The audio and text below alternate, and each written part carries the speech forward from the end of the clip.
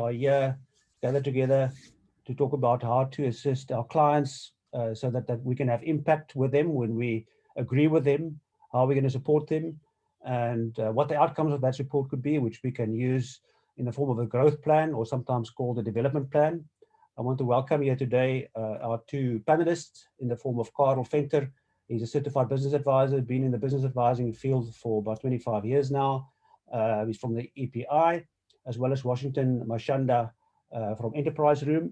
Washington has also been around the block a bit in corporate and in different ways in management consulting, including in the tobacco, pharmaceutical, fast-moving consumer goods, medical technology, etc. And now at Enterpriseroom, focusing as an ESD practitioner on the field of supporting small businesses and small suppliers. So I'm going to ask maybe Carel and Washington. We also have Tumelo Tsotsetsi and Lesego Mokwena in the room with us from IBASA. If you guys can switch on your cameras, then we can just do the introductions and get that over and done with. Washington, if you can switch on your camera. I see we've got Lesego now signing twice. I think one of them is Tumelo. So let's see if we can rename Tumelo to the right one. Tumelo, if you are available, you can also unmute your camera. You too, Washington.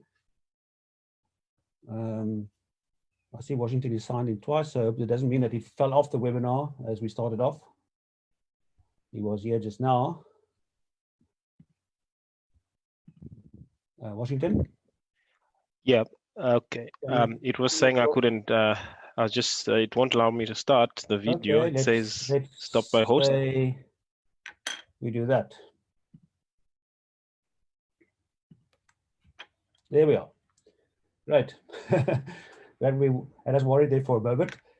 But welcome, Washington, specifically today too, and thanks for making yourself available.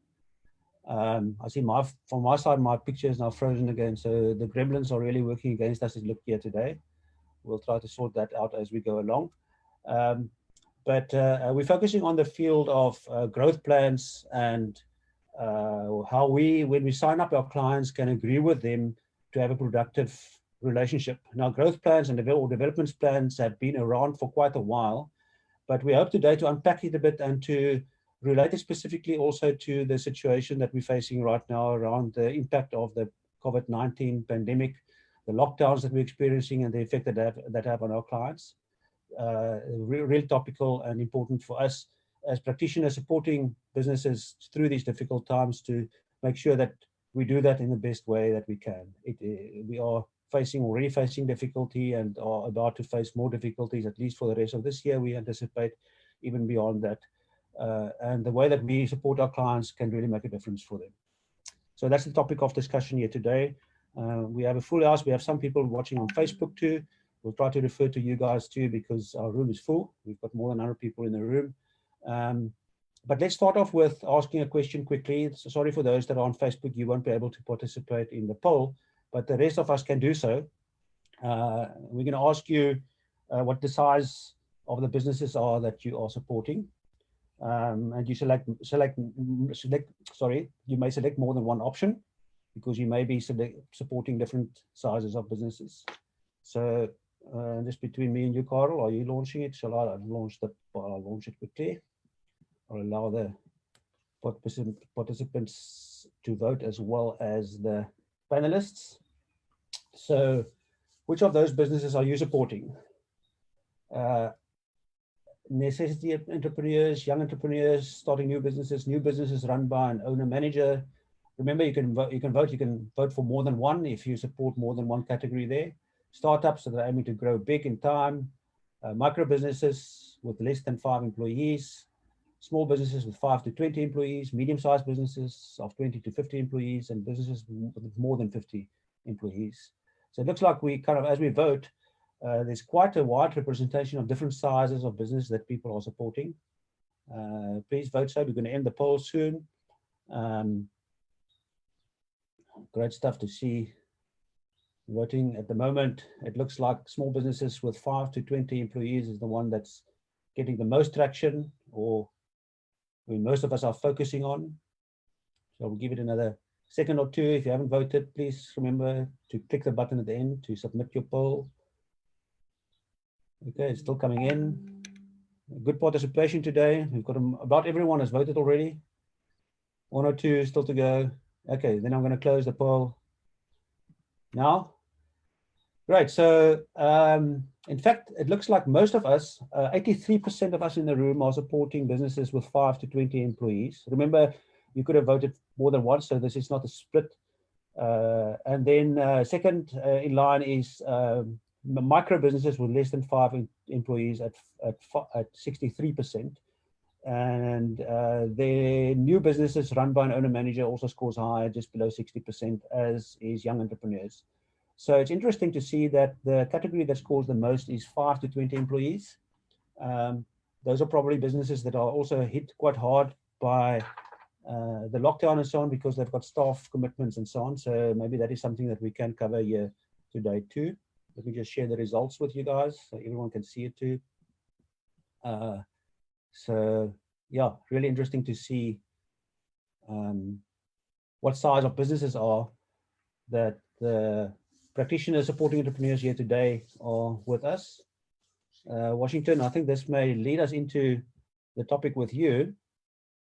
So I'm going to stop sharing that. So thank you very much for joining us today, Washington.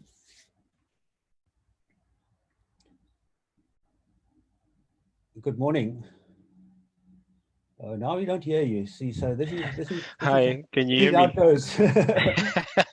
You know, you get the gremlins in the system. You know? Yeah. No, now I hear you loud and clear. So thank you very much for joining us and for making your time available to share your experience around growth plans specifically and how we support entrepreneurs. So at Enterpriseroom, you are involved in quite a few programs, specifically in enterprise and supply development, where development plans is one of the requirements.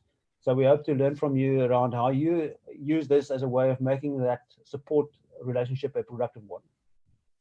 Yeah, thanks. It's a pleasure. And thank you for inviting us and inviting me specifically, and also to the participants that have joined. Hopefully, we'll be able to share some meaningful learnings.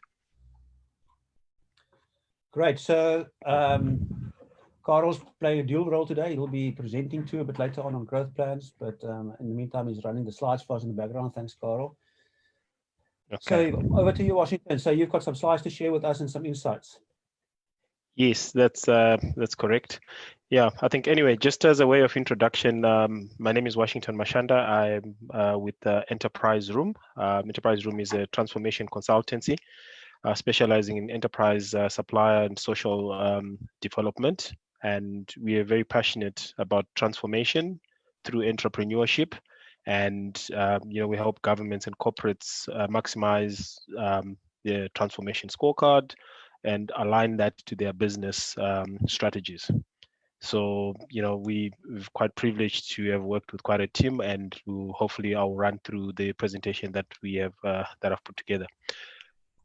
Just to set the scene, I think with everybody sitting and understanding, I think the lockdown, we're in almost week 7 of lockdown, and the implications of it are varied. But according to one survey that was conducted by Sloan on 22, over 55,000 SMMEs in South Africa will not survive. And that invariably means there's close to 42,350 employees that are employed by those SMEs that are set to lose their jobs. Clearly, from the lockdown and what we've seen globally, that the world has changed, as we know it, and entrepreneurs, the way that entrepreneurs operate will have to change. And SMMEs tend to be at the bottom end of the chain. So if you look at, say, the tourism sector, the global tourism as an example, because that was one of the first casualties with airlines being grounded and obviously facilities shutting down. I mean, we've seen the crisis in the cruise ships, where cruise ships were being docked and people had to stay and get screened. But what you realize is that there was a domino effect, in global tourism. So travel and the hospitality companies closed down their economic activities. Naturally, SMMEs who are supporting there will take the knock at the bottom. So the impact to the SMMEs is quite important, and therefore anything and everything that we're going to do going forward has to now look at how do you get SMMEs back onto track. Now, we basically, I think governments across the world, we from the US to South Africa, and the rest of the continent, everybody's looking at saying, how do we, put in relief packages? And some have gone to historic lengths that even go far beyond what happened during the Great Depression and the 2008 financial crisis. But so SMMEs become they should prioritize the resuming and rebuilding and adapting the business models and resuming aligned operations as soon as the lockdown allows them to be able to get in there. And the stakeholders that support SMMEs, be it the funders, be it the corporates, be it government, should focus on facilitating sustainable recovery, because temporary relief alone is not going to be enough. There has to be a sustainable recovery. I think in South Africa, when the president was doing the announcement, one of the big things they're trying to push is around how do we make it much easier for SMMEs to become regularized, and obviously shorten some of these processes in terms of the registrations and some of the onerous regulatory hurdles that they have to go past. Now, we then ask ourselves and say, so how will that happen? So at an micro level, through well-developed and fit-for-purpose growth plans. Now, growth plan, as we all know, it outlines how your SMME can get from where they are today to where they want to be in the future. Now, pre-COVID, that would have been you might have developed a plan, which COVID, very few businesses, if any, may have affected COVID into the picture. Now that COVID has come in, you now have a new status point of what we call today. And you have to look at now revisiting whether you have that plan or you're developing a new plan in terms of where do you want to go. Now, in all those, skills and experience may hinder SMME's ability to create deliberate and effective growth plans, in addition to running into the common mental barriers such as the cost, and, are there opportunities? Why should I spend time in this? And therefore, impactful growth plans become more and more relevant than ever before. Okay, so that's how we can go to the next slide.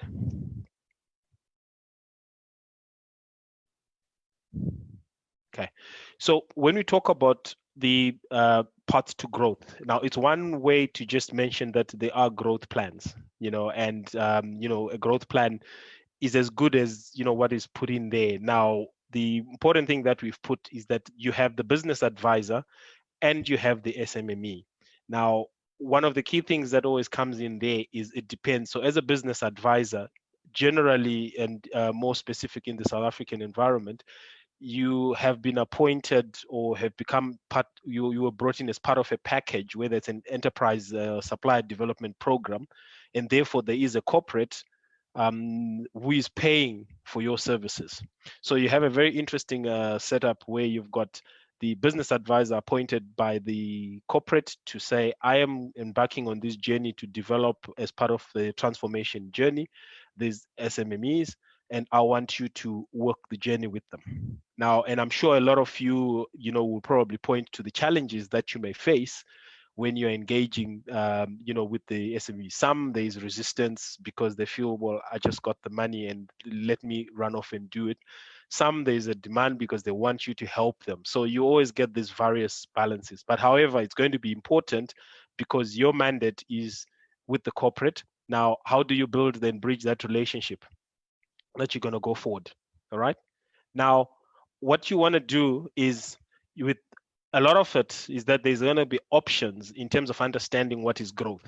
Because when we talk growth, it's very relative, and you need to now understand. So you need to understand your customer's business. And I've put down a couple of parts, in terms of growth on the how. And we can look at, you could grow by just getting more customers. And I think that is one of the biggest things that SMMEs are always looking for. They're looking for the market.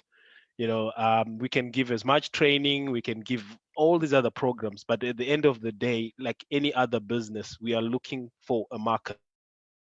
I need to be able to invoice because that's how I can conduct business, get my business, get the revenues that I need. And that's the whole purpose of going into business. So therefore, when I raise that, we're looking at, you want to get more customers. Now, getting more customers as a path and as a growth idea is you staying in the existing market with the existing product range and finding more customers for these products. So if you are selling 10 items, you're probably looking to double that. And this path, you probably focus intensively on marketing, advertising, as well as thinking about different pricing strategies to reach more people. Now, as a business advisor, you need to understand that and be able to say, so, if this is the path that we want to work with, what is it that we need to do and what are the implications of what we have to do? Right. Another path that you could look at from a growth perspective, and by the way, it's these paths are not mutually exclusive. There could be a combination of options that you take up as you develop this growth plan. They could get more money from existing customers. Although finding new customers is a simple concept, it is hard to do in practice, and it's also worth exploring how to make more money from existing customers.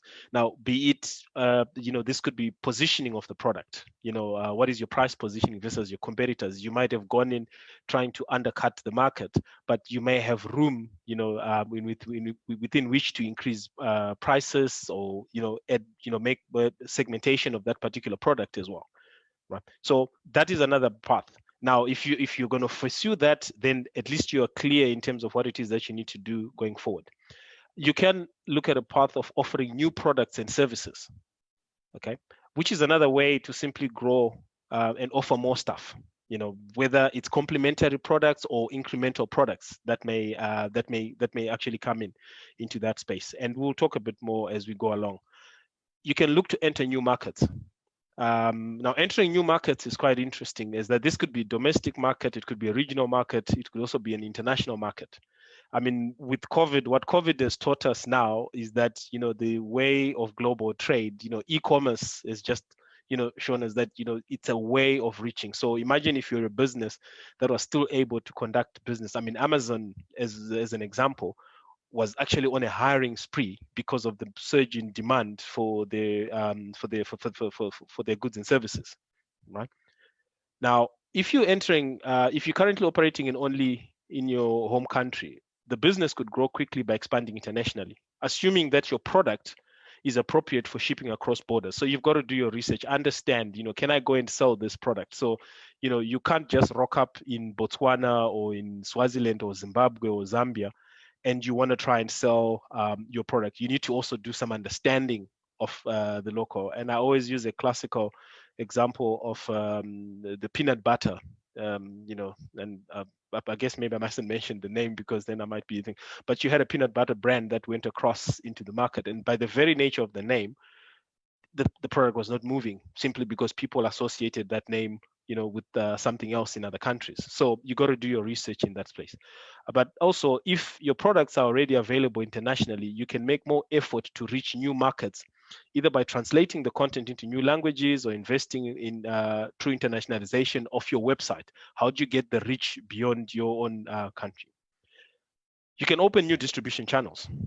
That's another channel now. And I'm talking to you as the business advisor. When you put yourself in the shoes and you're discussing with your client, we need to grow. Now, how do you grow? Because don't forget that in your pursuit of growth, your competitors are also looking to grow, and those that have the market share are looking to defend it. So you are actually trying to come up with a plan that is going to allow you to get it. In some cases, there might be an untapped market, but in a lot of cases, it might actually be that there's displacement that's going to happen. Why would someone now choose to buy your product versus the other product that exists? So so opening new distribution channel is about expanding ways in which you reach people.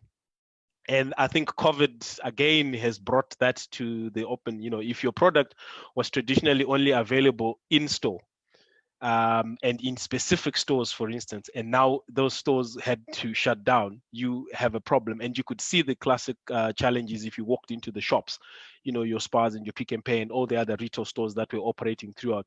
Certain products just ran out. I mean, a good example was honey. You just walked in there and you could not find honey anyway. And clearly because there were other issues that had come in, but that's an important part of looking at it. Maybe can I reach reach the people using new different channels? And the next one, another growth channel that we look at is you could actually look at buying other businesses. Now, that is, if you have the cash available or you've got access to the cash that's available, and that may be an option that might actually become your rocket fuel to growth. And when done right, an acquisition of another business can advance along some of the other parts to growth in the fraction of time. So when you're buying, what are you buying? Are you buying a complementary business? Am I buying a business that's going to enhance, my product or bring something else to the table?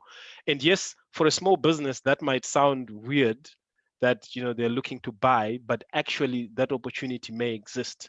And you need to look at it, because in fact, in any case, right now there is going to be casualties, as we've mentioned, and some of those operations that may not recover from post-COVID may not necessarily just be a shell business. There might be a business that actually sits there, and the owner, for one reason or another, may not be able to resume. But what is it that you can do to take on that business and move forward? So it is not a far-fetched opportunity. It's not left just for the big corporates. You can also look at new partners, and new partners as a path might be where they complement. You are now bringing in other skills, or they bring something to the table that you ordinarily did not have. Now, that's always a tough it's always a tough option if you've been used as a business owner. You are used to sitting there and making all the decisions yourself. By bringing on new partners, you bring on new challenges and new expectations that need to happen in there. So if cash flow is low, consider partnering. Again, you could partner with a small, large, upcoming, or even declining enterprise who offers complementary services to yours. These services can let you go off to focus on your core competencies. You can look at having products sold in retail stores or in other companies' websites or by other affiliates. So again, you're looking at those strategic alliances that you can feed upon. Okay. Next move. Right. Now, having done that and having identified the paths, now you as a business advisor, it is important that you understand your client, because at the end of the day, your role is not just to draft this plan. And I think one of the key requirements or key expectations is that there has to be ownership of the plan that you're going to develop. If you find yourself writing the plan and just handing it over to the client, and it's just going to be a report that just gets shelved on the side, or they have no idea what it is that you're expecting them to do. So there has to be that joint involvement and the understanding of why we need to do this, and there is a buy-in from the parties. Now, where is the business coming from? So to do the roadmap, now you want to understand where is the business coming from. So which path or parts do you recommend? Now, in order for you to be able to recommend, there is a key part for you to also understand the business yourself. You have to spend time and understand that business and be able to give a recommendation that is going to be deliverable, it's a tangible, and it's also something that the SME can understand. And to start making that recommendation, you need to be clear. Sorry, just 1 second. You need to be clear the picture of where the SMME is right now. Now, and that is going to continue. Now, with COVID having come in the lockdown, the question becomes, how many of the business advisors have been able to continue to be in touch with the SMMEs that they are supporting? And that is a challenge that even we at Enterprise Room had to spend time trying to figure out, how do we connect, are they reachable on cell phone? Are they able to reach us on Zoom? And I think all businesses have had to relook at how, webinars have become the order of the day, because you realize you need to be able to reach out and continue to reach out and communicate with your SMMEs. Now, in trying to understand that, there are some key questions that I believe you need to ask. And in this interaction that you're having, be it a new customer or a new SMME, or you've been working with them, what's the company's strengths and weaknesses? Because as much as I've outlaid the paths that one could pursue, and there's many other paths, and there's different options that one could come up with, but you need to now understand what is the company's strengths and weaknesses, because those are going to become key to whether whatever it is that you're recommending, they can actually move on and execute.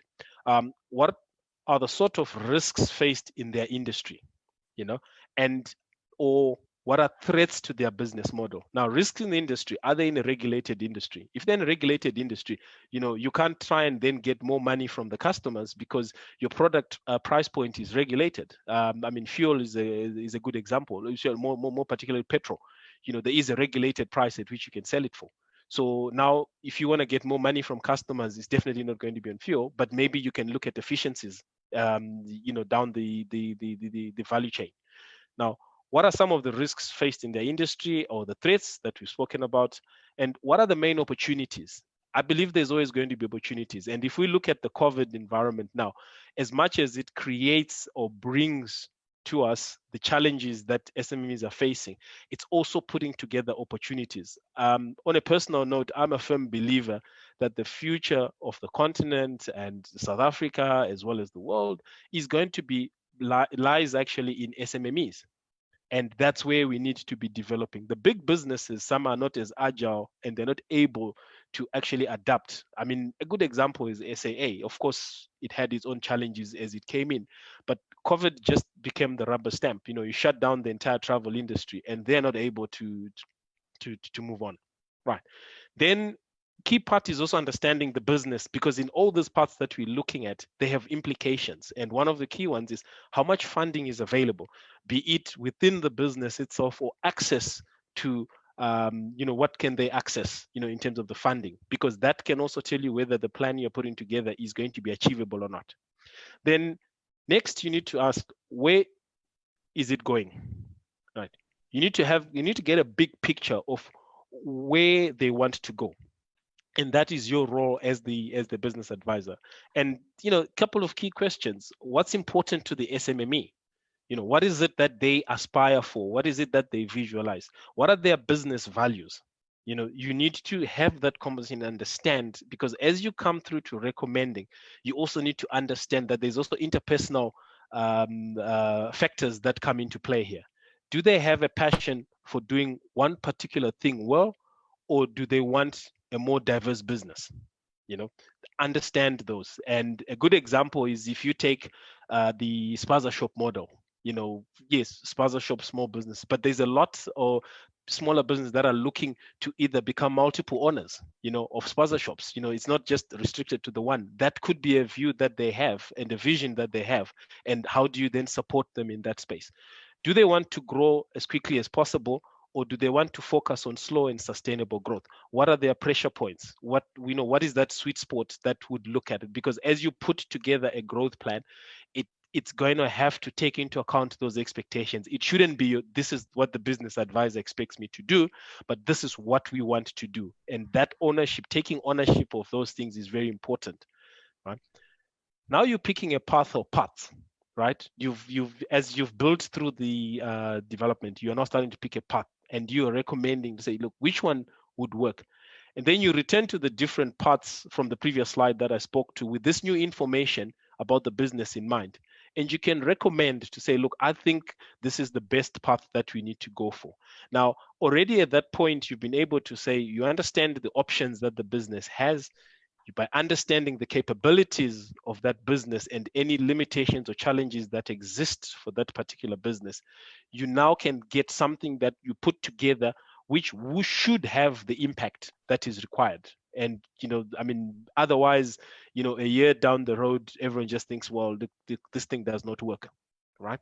So if a business is worried about existing business model coming under threat from technological changes, then the option could be to plan to develop new products. If, on the other hand, the business does one thing well and can see it continuing to do that for the foreseeable future, then perhaps staying focused on that one particular product and maximizing the number of customers it reaches is the best path. I think at the end of it all I'm saying is that there is never going to be a one size fits all. You can't just take a template and just put it there and run off and say, well, just add and change the name and Mr. SMME, this is your new business, this is your new growth plan that you're going to go, because it worked for the one party. There's no guarantee that it's going to work for your other SMME. So you need to be adaptable, right? Now, having done, you can draw the best plan in the world. You can come up with all the best options that exist. But there is a key part to it, which is always going to be execution. I mean, a great strategy with great everything, even in the big corporates, is of no value unless it can be executed. So question is your plan that you've put together executable? Can it be executable? Have you broken it down? Now, we can speak about having picked a general growth path to follow. It's time to now become more detailed. So the execution should become detailed. You know, we can choose one overall goal, but you're now breaking it down into specific items and objectives with clear deadlines, because that's how it becomes measurable as well. You know, you'll be able to follow through, you know, and document how you measure success. What is success? You know, you got to define what success looks like. Is success that we want to have more customers, or we want to be more profitable, you know, or we want to have more branches that are opened? Define those documents, define those outcomes, because that's what you and the SME can agree on.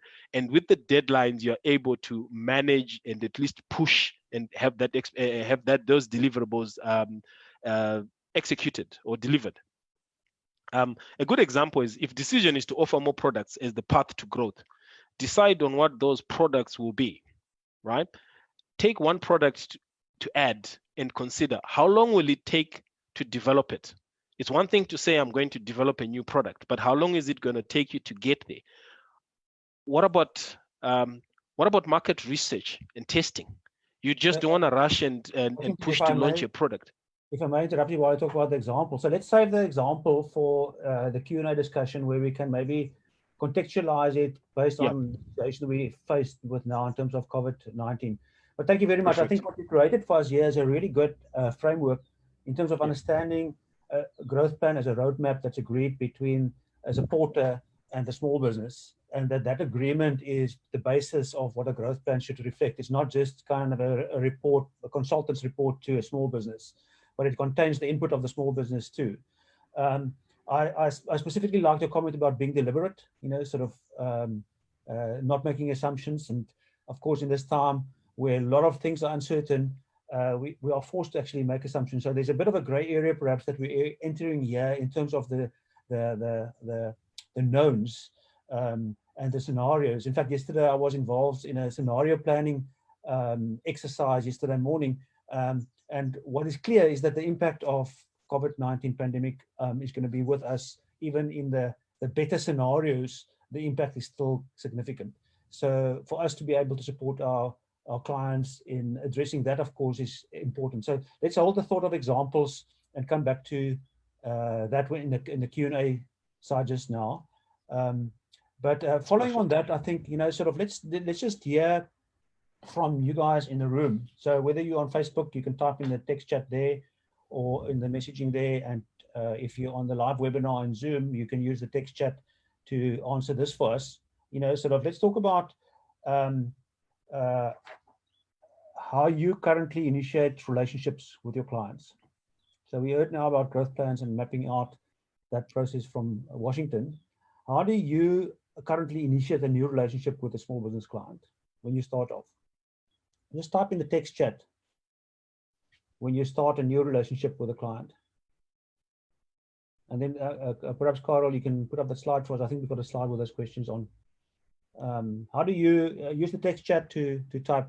How do you start a relationship with your client? That agreement that Washington spoke about, in concluding to coming to a roadmap.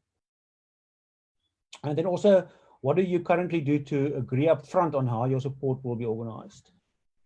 Let's see some ideas. You know, some of us have been in the field. I know people in the room. When you sign up a new client, how do you? I don't see any. Maybe it's a thought for you to ponder on it for a moment. How do you currently initiate a new relationship, and then how do you come with an agreement with that client? How do you make sure that it's not just a piece of advice from that you're driving it, but that you actually include the context of the owner manager or the client, and that in fact that client will own the plan in the end? So I see Alec is saying, I use the web, Facebook, and WhatsApp video calls to connect with people at first. Daryl says, I have a number of face-to-face chats with possible new clients. So first, creating rapport with a person. So that relationship, of course, is also important. So it's not just a mechanical engagement, creating rapport with the client. Diane says, via initial consultation and a written coaching agreement signed by both. Okay, so there's kind of like documentation of what this expectations are that we are going to be deliver on, and making sure that we're on the same page in that regard. Please add more ideas there, but I think let's proceed so long, Carel, if you don't mind. And by the way, I've got Albert, we've got your question. Muraka, we've got your question. We'll come to them just now. If you do have a question, just click on the Q&A button and you can post your question there. Otherwise, we use the text chat for this ongoing conversation. So, Carel, if we can go over to you. So, drawing up a growth plan, you know, sort of, so Washington frame with us, what are those things that we may want to include and the approach to follow. A lot of us are sharing still here. Matthew is saying more important is possible to face-to-face chat, identifying current needs. Of course, when we say face-to-face nowadays, we may include it being online, you know, the faces may be separated by screens. Yeah, those are the realities of the new now. So, Carel, you've worked with many clients, have now also with COVID-19 encountered some challenges that needs to be faced when you agree with them. What is the support that you're going to give, and how do you write that up into a kind of an agreement? I could say it's not only a roadmap, it's kind of an agreement between you as the practitioner supporting them and the client whose benefit lies in the business growing. Yeah, thanks, Christoph. Yeah, I think this is a great opportunity to look at the reality and the challenges. I'm naturally looking at what can business advisors do. That's our first thing, and I think I'm not going to stand still too much at the growth plan content per se. I think Washington has shared great information with us regarding what should be in there, finding the paths for growth, setting up that roadmap, and then importantly executing the plan. What we're looking at is more maybe a framework for advisors when we start to create impactful growth plans for clients, that it's a facilitated process, and we've created basically a framework. And I'm not going to spend time to go through it in detail. As I say already, Washington has already spent some time on this, but I think what I do want to share is to say that there are four sort of elements, and they're almost a cycle in themselves also. It's not necessarily as step one, step two, step three. Some of the things might happen in parallel, but four dimensions of that framework that we need to look at as business advisors. The first is understanding what are the key success factors in the business and what is driving the business, what's making it successful. Then Washington has touched on doing your SWOT, understanding what are the opportunities, even in this dynamic environment. What is happening? Where are opportunities opening up? Where are things closing down? He's referred to tourism, which is a very interesting phenomenon, that where always the tourism was aimed at the older people who's got retirement money to spend. Now all of a sudden, in COVID and post-COVID, they move to young people, because young people say, well, I'd rather live my life now and enjoy it. I don't know how long I'm going to have to do that. And while the older people now can't move around. So that's the dynamics that you need to be aware of in your market and your sources and so on. And then I think one of the things is that process of planning, just to say, don't plan too far ahead, make it short, incremental improvements, test something, so that learning cycle, make it very short and quickly, test something, learn whether it works, adapts it. And then lastly, what you were touching on is meeting the growth plan expectation. That's that whole contracting and ownership and role clarification with the owner and the people to make sure, listen, I'm a facilitator of this process. This can't be, and Washington also referred to that. And you've got to do that right from the start. that the client understands. I'm only facilitating this.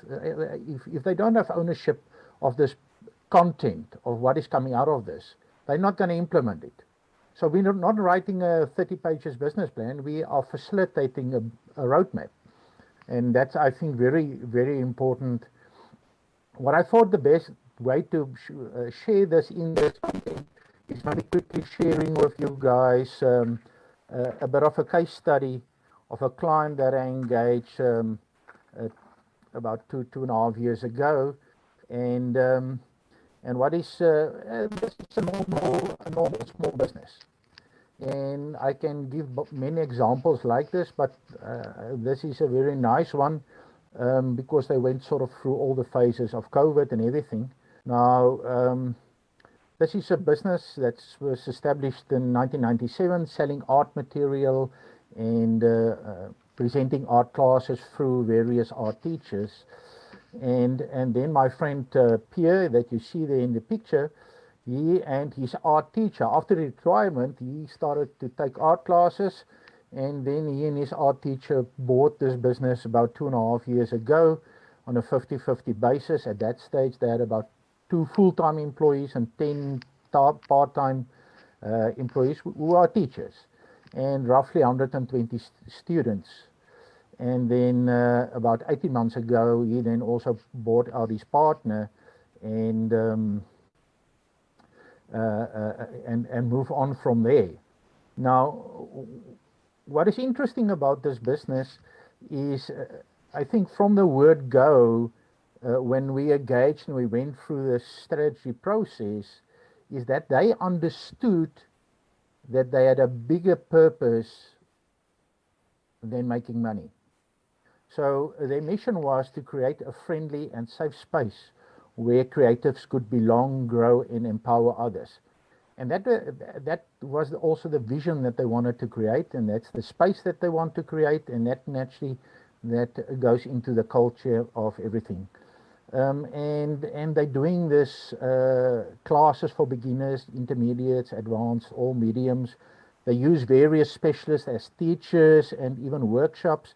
And then, as you can see at the bottom of those 4 pictures, they then exhibit their students' art in the library and things like that. So that was what they were doing already as part of their culture. Then about 2011, 2012, they went onto Facebook and they started to engage social media where they sort of advertising class and workshops and sharing their students' art. So they started to create something on a very basic, and I know we're talking about 8 years ago, and even started to expand that, sharing even how-to videos online and so on. So that was their process, and then we engaged and looked at the normal analysis, what is working in the business, who are the customers, and so on. So but the first thing that we did here, in terms, if we go back to that model, was looking at the entrepreneurs, the partners. And we said, okay, who are you? What is it that you as individuals want to achieve? And how do you want to achieve this through this vehicle, this business? And I know next month we are talking about the understanding myself better to support my clients better, where you will go more in detail, or we will go more in detail this. But what we did here is we used the energy profile just to profile the 3 partners in this business and how they work together. Now that creates a very nice discussion point, because people say, oh yes, I can recognize this in you, and I can, besides starting to know themselves, it creates a framework for discussion. And that enabled us in the planning process to understand also easier each one's contribution and energy that they bring and so on. So naturally we did the normal analysis of the business, of efficiencies, where they can improve and so on. And then we created an action plan from that strategy. In other words, what do we need to do? Prioritize monthly targets with a dashboard. And what was nice about this experience for me, that every week that we went back for the next session, they already implemented what we discussed the previous week. So it's very, very action orientated. And the other thing that was, and that's why I'm sharing this case study, is this is creative people. So the culture of a creative space is non-judging. In other words, it's much easier to experiment and fail and try again and learn again. And I think that is part of what made them also move forward easier in this whole space. And then in 2019, when Pierre took over, he actually included all his personnel in the strategy sessions, which brought in even the teachers who are sort of part-time personnel, and that created a space for more creative solutions, and I think that created the basis of their capacity to respond to COVID-19. And yeah, just as things started to go well, then this happened to them like everybody else. But you can see what they did here. When they were shut down by COVID-19, they were immediately responding, okay, how can we engage our clients? They already built a community. They understood the principle of community. And then they created this thing of, how do you feel? Send us a piece of art that expresses how you feel. And they shared that on their Facebook, and they started to do that through all kinds of things. And then yes. Sorry to interrupt you, but so that's quite a key thing, because you were working with them, you had kind of a growth plan in place. We already have a plan. Absolutely. The whole upper cart was turned around. So yeah, how do we respond to that now? Because we've got a plan, and that plan was kind of working. It was succeeding. They were making money. They were growing. I think that they were growing, and they were starting to making money, filling up the classes more effectively. But what was interesting is the move to one of the biggest challenges that we had in the business was the cost of premises. The rent. It's almost impossible for the business to get the relationship right of income versus rent out of that premises. So they had to think beyond that. And we started to look at how can they do business outside the premises, which includes online. Get from you. So what we're talking here is the relationship between you as the practitioner, the service provider, the advisor, and the client. So you use the word we, that includes you as the service provider. You say they. I decided that, that includes yourself. You're part of that process. Part of the process all the time. Absolutely. I think it's relationship based. If you don't have that kind of relationship, then you're just a consultant. Then you go in, you give them something, and you walk away. But if you want to be an advisor, I think you need to have that trust relationship, and there's a part ownership in that process also.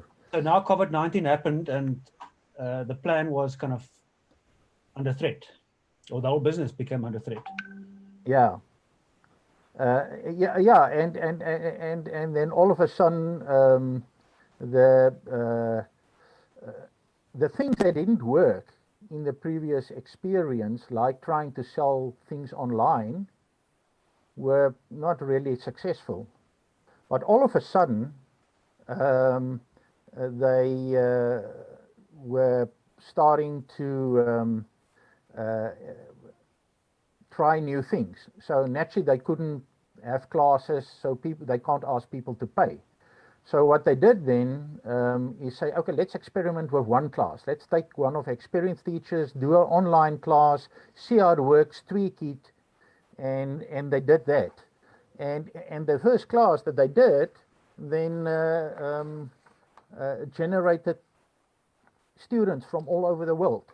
So all So this of a wasn't in sudden, the growth plan. They didn't have this in the growth plan to that do. was this was not in the growth plan. The growth plan was how can we do online sales of stock, but classes was not originally part of the growth plan online, which naturally is now part of the plan because those classes, those growth, those students, especially the new students, can remain there even if the others can come back to class, physical class at a later stage.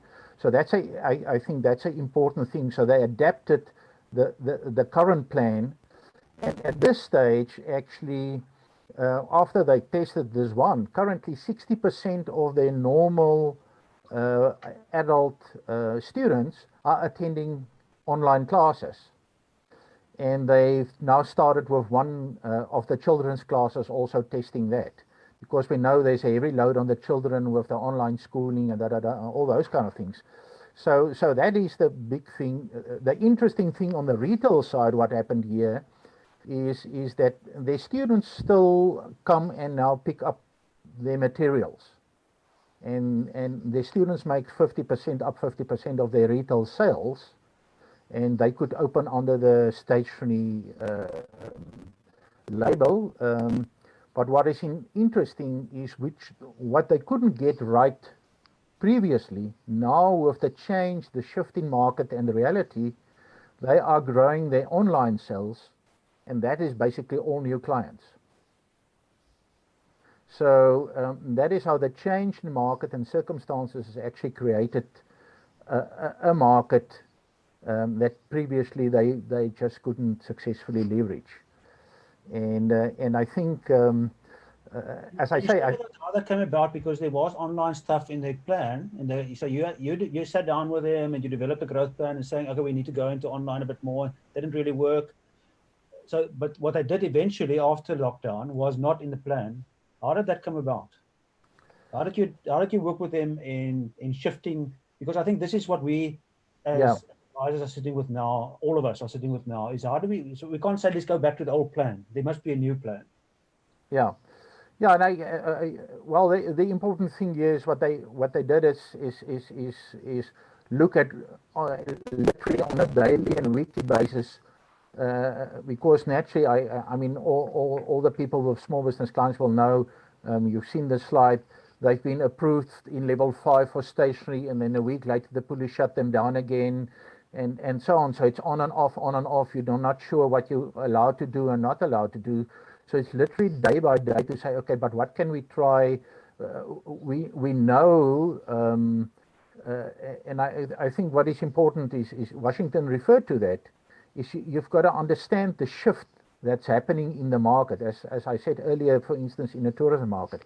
Now people, they didn't want to buy online because they wanted to go in, touch the papers, test the whatever. Now they couldn't do it. It's not that accessible. So all of a sudden they are online, and therefore they buy online. Naturally, they have special discounts now, COVID related, as you see, 20% off and things like that. So there's incentives, and having a delivery service for those online sales and all those kind of things. So I think to keep prompting you, but I think this is kind of excellent to take a case study and kind of learn from that. So you've got viewers, you think they can do that, but they don't necessarily think that. So how do you navigate that so that it's their plan and exploring this new ideas? So there was online, but it wasn't what they're doing in prompting them to think outside of the box, to come up with new ways. And if we can take it maybe beyond this specific case study, sort of, how can we as business advisors help our clients to just think wider? And maybe there's some small little thing already in their plan that can now lead them into something new. Yeah, so part of the process that we established even pre-COVID-19 was going through the process of what can we, so we say, this is the reality now, snapshot. This is where we are now. This is where we wanted to be. So there's a gap. We've not completely, in terms of outcomes, moved from A to B. So then we use sort of that stoplight kind of thing. Which should we start to do new? What should we stop on? What is working? What should we continue? And once you've created that kind of culture and way of thinking, with easy to reference dashboard that they can easily look and say, okay, where are we against where we wanted to be in terms of outcomes? What is working, what is not working? That's the one thing. And I think the other thing is to create that culture of prioritizing. Don't try 100 things. Prioritize what you want to achieve. Try one or two things, test it, learn fast. If it doesn't work, and they've done this, and we've experienced this already in the pre-COVID, where they've tested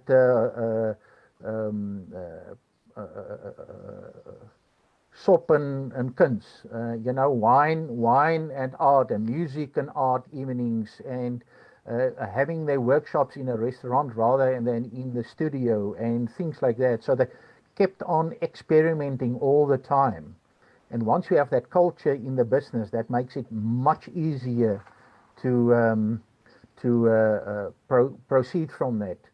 So you still use the processes, but inculcate those processes as part of the operating culture of the business. So it's sort of.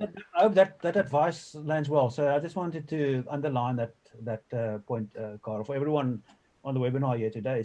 Is perhaps it's for us also to find our own way in doing that. You know, sort of. Yeah. But thanks for sharing that. But you do have a few concluding remarks that you want to make.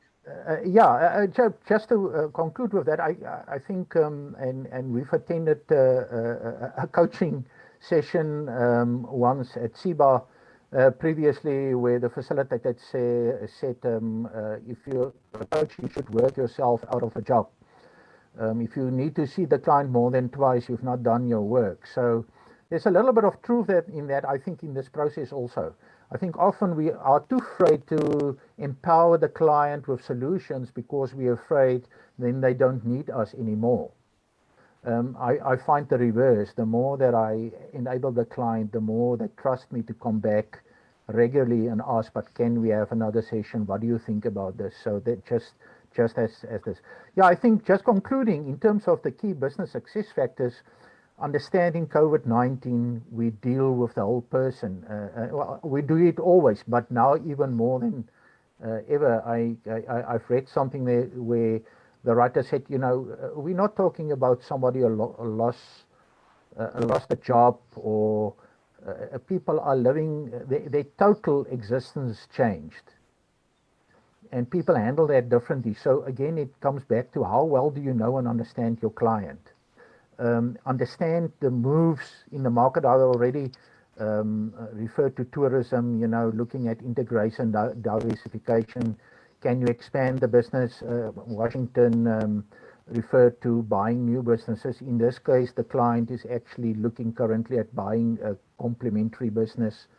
So, yeah, then the shorter term planning in terms of the assessments, test, fail, learn quicker, cycle. Do the incremental planning, so that continuous planning, incremental improvements and changes. But it's important, you can't do that if you don't have measuring and evaluation in place. Yeah, I mean, if you can't measure what is happening, you're just blind. So you have to have your systems in place. And then lastly, I think very, very important, if the owner of the business, if the entrepreneur doesn't take ownership of the process, you're wasting your time, you know, then you're just doing it for the money, not for impact. So you need to clarify expectations, roles, and responsibilities as you go along, and they might need to learn new skills. You know, I've spent time assisting people in this time, learning them, teaching them basic stuff, how to create appointment and Outlook. Yeah. How to manage a basic meeting, one-on-one meeting, or two people on Zoom.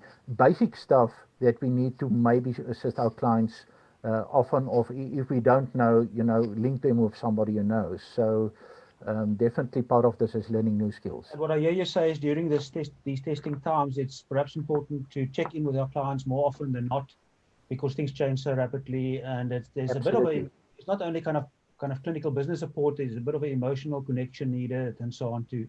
Absolutely. So you're I know that you're doing a course on growth plans soon. So can you just share with us there what that is about? Yeah, just shortly, doing a course on growth plans with the Chiba Business School, a short course, and it's basically actually gonna be two courses. The one is linked to what we're talking about today, the growth plan, and we'll work from that framework. And we can share maybe the link to the brochure on the chat. And the other one is naturally that effective support of entrepreneurs, so understanding yourself and your client and how to help them, which is also going to be a little bit the next about what will be happening in the next episode of the webinar. Yeah, online courses about 2.5, 3 hours online once a week with 2 consultations, very practical. The students got to go and test and implement with their clients. So it's very practical with assignments that they've got to do. Yeah, so we really believe that this could be very helpful for all business support practitioners that needs to guide their clients now and going forward.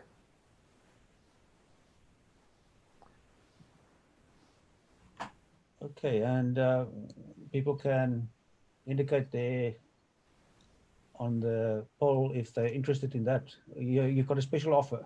There's a special offer. So the normal price is at 2,450. Currently, there's basically over 30%, 800 Rand discount for doing the course, any of the courses now.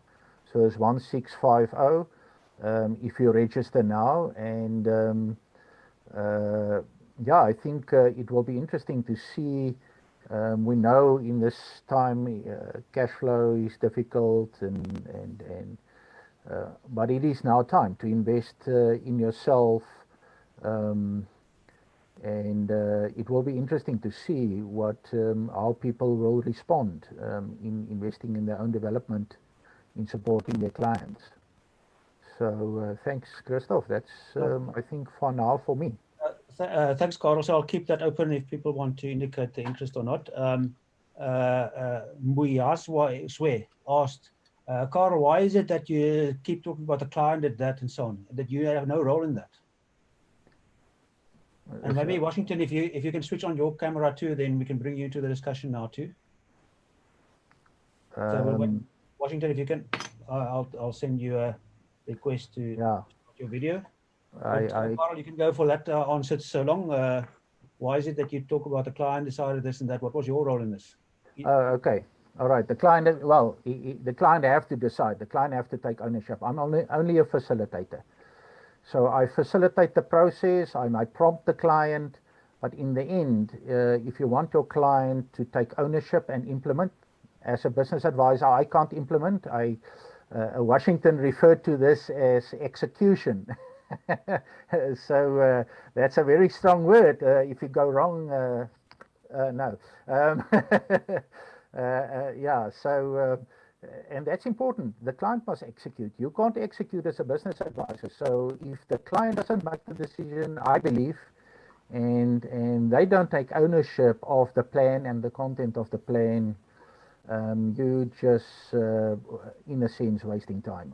I believe. Yeah, so Boazwa, I think what Carel has done also in his presentation is he's presented it in the language which he is using with that client. I don't want to put words in your mouth, Carel, but in a language that he's using with his client to ensure that ownership is happening.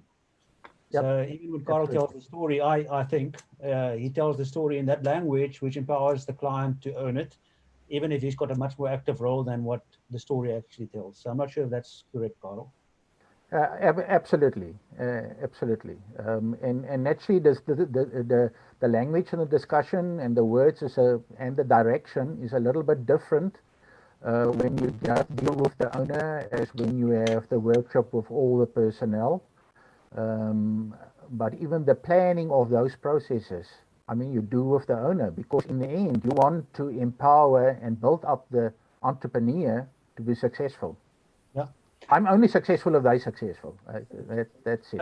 Washington, does that resonate with your experience too? So even in ESD programs where you work with clients that are identified by a corporate that you work with, that ownership of the plan is not that of yours or of the benefactor, the company that these clients are suppliers to.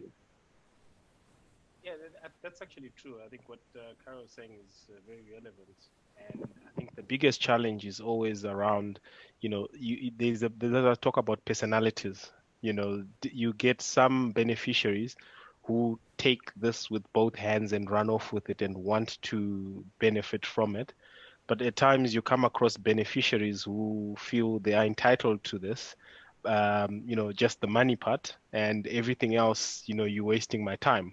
I don't have time for you. So there's that dynamic is always difficult, and you need to be able to bridge, and understand what you're dealing with. Yeah, so Christoph, I think while Washington is talking, I realize, I mean, naturally, my case study is an example of an independent businessman that's building his business. So, yeah. I mean, they also applied for some UIF support and they got basically nothing. So what they're doing, they have to make it work. I think your challenge is in the space where you are operating, where you have beneficiaries that are subsidized or even, getting all the support for free. Getting that mindset right, even for the entrepreneur, makes it even more important. Fortunately, in this kind of example that I used, I don't have that challenge. I mean, this is an entrepreneur who wants to go and he does what he wants to do, and I can either assist or not. But I think when you work with people in a support scheme, it's very important for them to make them understand that they've got to take the ownership. It's not not the corporate, not the government. Nobody else can make their business successful, only themselves. Yeah, I see Christoph's screen is frozen again. So I think we already quarter two. So at this stage, I think maybe what we should do. Do you have last remarks at this stage, Washington, that we might want to close off before we move on to the IBASA section? And we can maybe also, Sure. Thanks. I think for me, it's everything in all this is always about adaptability. How adaptable are you? And I can almost wrap up that I think, the one last thing that we can look at is you need to be able to teach your SMMEs to plan and always keep planning. I mean, growth plans need to change as often as the world does, and that's all the time. And I think the COVID, none of us would have factored this scenario, unless you work for militaries and stuff, who look at all these potential threats to the world. Most of us would not have had that. And I think we've hammered on the point about the ownership, and understanding why they need to be doing this. And there has to be a value to it, because sure, the primary push at this point, like you're talking about the entrepreneurs, is they are trying to survive and they're trying to keep their heads above the water. So I think it's all going to be about understand who your entrepreneur and build that relationship. You should essentially, as a business advisor, be the go-to person when they want to get clarification or want to work on something. If it's one-off appointments get cancelled because I don't feel that you probably are not adding value. Yeah, absolutely. And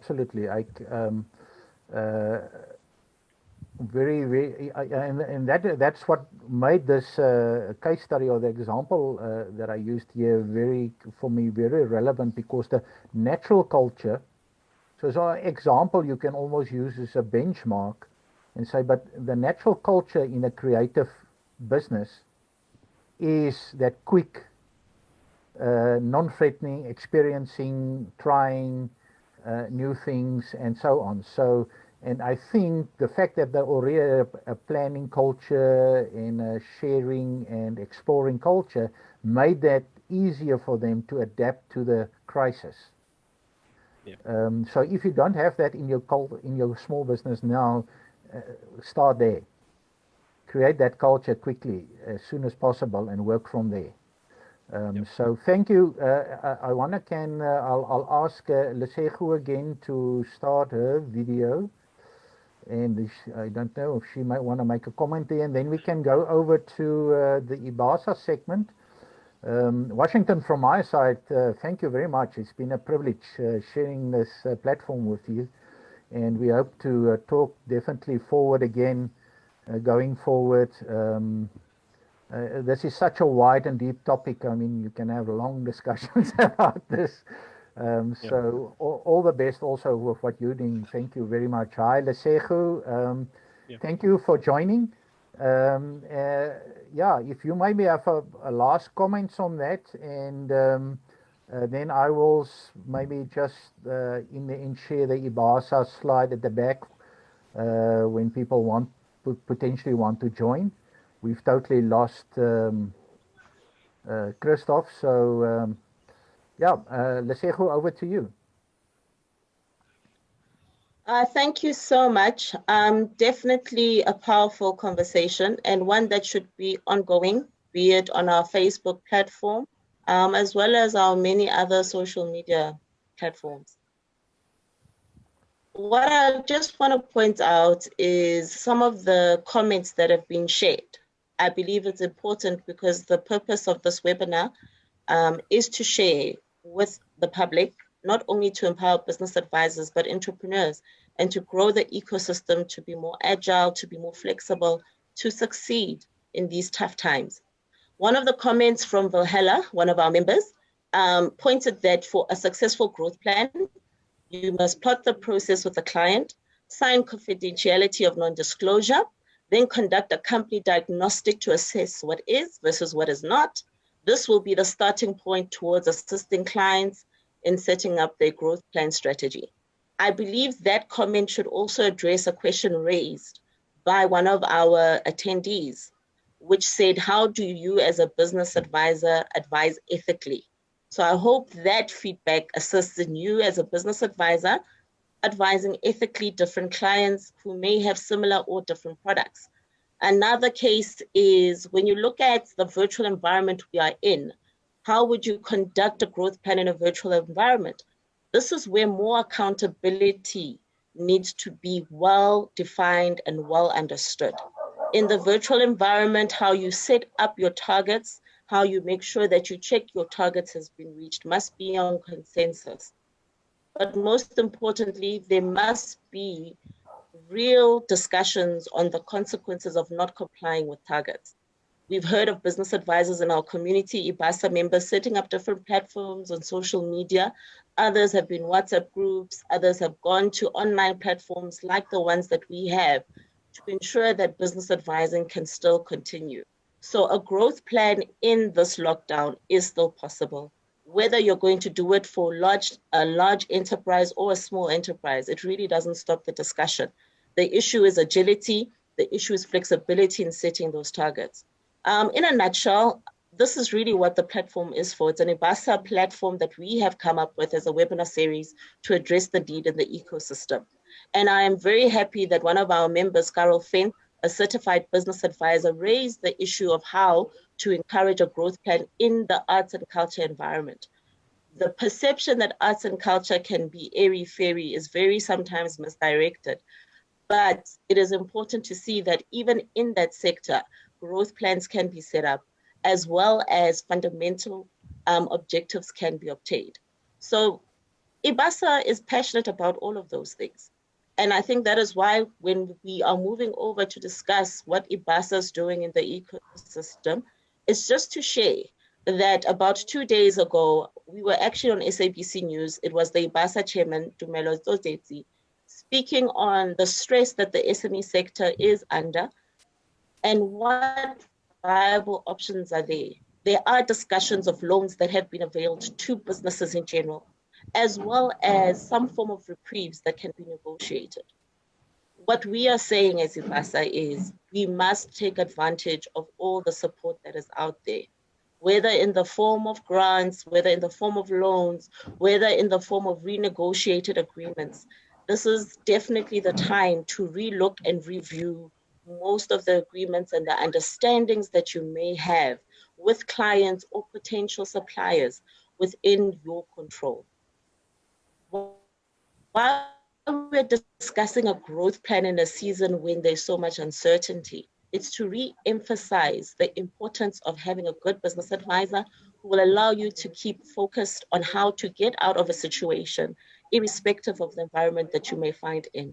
But we must say, these are not going to be easy times, and one must be willing to relearn old habits and pick up new habits. And we are hoping that this webinar platform will provide that opportunity. In a nutshell, if you would like to know more about IBASA, we're more than happy to share that you can find us on our website. We are available online during this lockdown. Unfortunately, we are not available on telephone as our office is still currently closed. We are currently supporting our government in implementing reasonable levels of lockdown. We will respond at least within 24 hours to emails. So definitely, if there's anything that you may need, we will be able to get back to you. If you want to become an IBASA member, that is also an easy process. You can simply send an email to admin@ibasa.org.za. Please fill in the application form. It is a very reasonable fee of 600 Rand, once off only, and include the supporting documents such as your CV, certified ID, copies of your certificates and degree.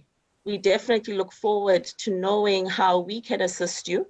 We have an exciting pro bono program that we set up at the start of lockdown, whereby we are asking business advisors to come register themselves to avail an opportunity to assist an enterprise, entrepreneur, or any business that is in duress.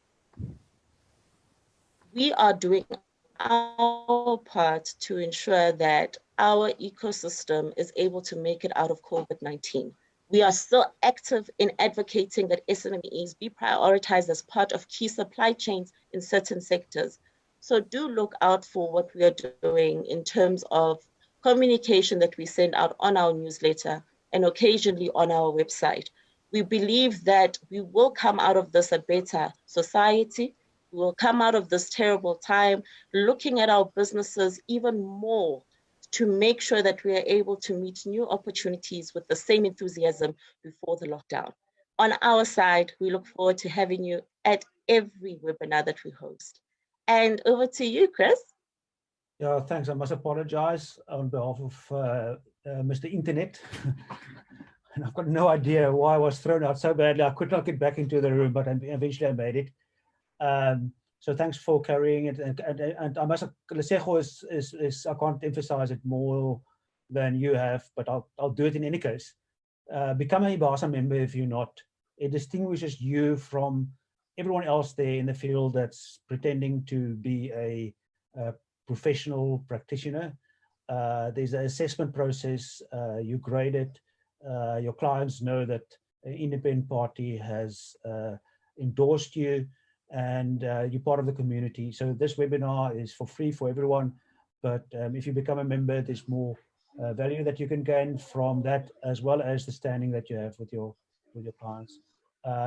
And then there is that service that IBASA is currently offering for businesses in distress. So if anyone can put up their hand to offer some additional help in time that you may now have available, just register there on the IBASA website for offering that free support to some of the struggling small businesses in our communities. So thank you for joining us, guys. Next month we will be here again. The topic is understanding myself to best support my small business clients. So it's a bit about looking inside about who I am, so that I can show up with my clients and support them best, and also understanding them and their perspective, their traits, and how I engage with them as a practitioner. So thanks for joining us. Carel in Washington, again, thank you very much for your presentations. I see we're still a full house, so indication that what was offered here today was of value for everyone. We tried to get to some of your questions. I know we didn't, but some of them we answered in the text chat there in the Q&A. So just have a look there quickly if you had a question that we haven't answered yet. And thank you for everyone's participation today too. I hope you've got a productive day.